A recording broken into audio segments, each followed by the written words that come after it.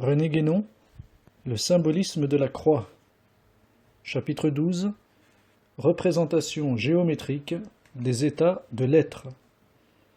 Dans la représentation géométrique à trois dimensions que nous venons d'exposer, chaque modalité d'un état d'être quelconque n'est indiquée que par un point. Une telle modalité est cependant susceptible, elle aussi, de se développer dans le parcours d'un cycle de manifestations comportant une indéfinité de modifications secondaires. Ainsi, pour la modalité corporelle de l'individualité humaine, par exemple, ces modifications seront tous les moments de son existence. Ouvrons la parenthèse, envisagées naturellement sous l'aspect de la succession temporelle qui est une des conditions auxquelles cette modalité est soumise. Fermons la parenthèse.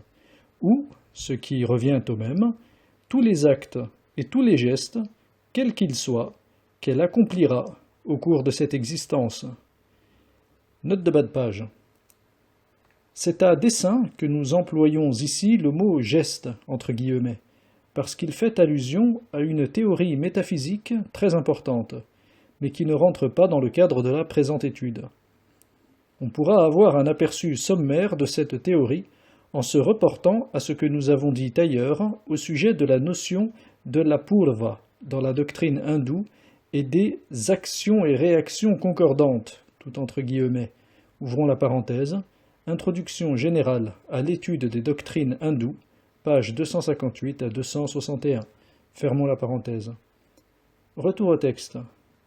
Pour pouvoir faire entrer toutes ces modifications dans notre représentation, il faudrait figurer la modalité considérée non plus seulement par un point, mais par une droite entière, dont chaque point serait alors une des modifications secondaires dont il s'agit, et cela en ayant bien soin de remarquer que cette droite, quoique indéfinie, n'en est pas moins limitée, comme l'est d'ailleurs tout indéfini, et même, si l'on peut s'exprimer ainsi, toute puissance de l'indéfini.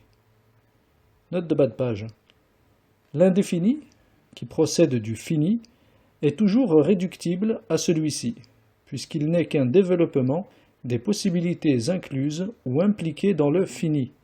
C'est une vérité élémentaire, quoique trop souvent méconnue, que le prétendu infini mathématique, entre guillemets, ouvrons la parenthèse, indéfinité quantitative, soit numérique, soit géométrique, fermons la parenthèse, n'est nullement infini, étant limité par les déterminations inhérentes à sa propre nature. Il serait d'ailleurs hors de propos de nous étendre ici sur ce sujet, dont nous aurons encore l'occasion de dire quelques mots plus loin. Retour au texte. L'indéfinité simple, étant représentée par la ligne droite, la double indéfinité, ou l'indéfini à la seconde puissance, le sera par le plan, et la triple indéfinité, ou l'indéfini à la troisième puissance, par l'étendue à trois dimensions.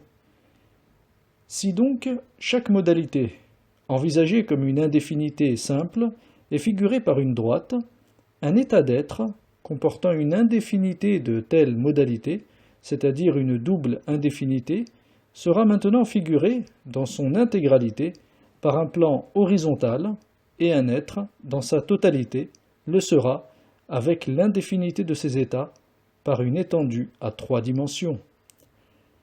Cette nouvelle représentation est ainsi plus complète que la première, mais il est évident que nous ne pouvons, à moins de sortir de l'étendue à trois dimensions, y considérer qu'un seul être, et non plus, comme précédemment, l'ensemble de tous les êtres de l'univers, puisque la considération de cet ensemble nous forcerait à introduire ici encore une autre indéfinité, qui serait alors du quatrième ordre, et qui ne pourrait être figurée géométriquement qu'en supposant une quatrième dimension supplémentaire ajoutée à l'étendue.